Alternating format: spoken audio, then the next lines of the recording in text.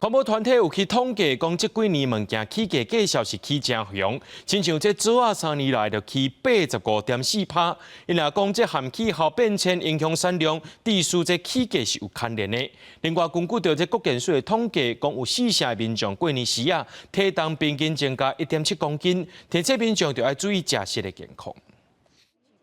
就要过年啊，民众拢会买一寡有带好结条意思的年货甲年菜，但是根据环保团体的统计，这几年年货起袂少。2022年到2025年之间，亲像做啊，为1公斤50块起到92.7块，增加85.4%；无国柑29.4块起到41.7块，增加42%；往来也为18块9起到24.2块，增加28.5%。环保团体讲，气候变迁是起价的原因之一。气候变迁像是一种极端气候事件，像是高温、干旱啊、强降雨等等，那它会让一些产量下降，然后收入减少，然后最后影响供需平衡，最后推动价格上面的上涨。环保团体讲，唔那农产品、鸡肉、牛肉这寡肉类，也会因为极端高温、极端气候、地区饲料起价这寡因素影响着价销，呼吁政府若要减少气候通货膨胀，减碳脚步就要较紧嘞。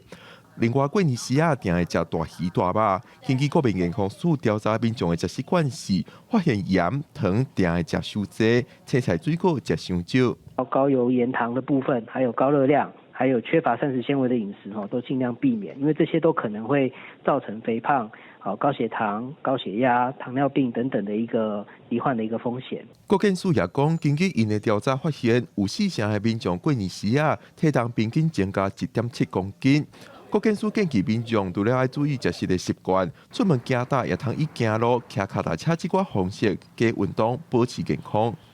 记者龚林玉凯台北报道。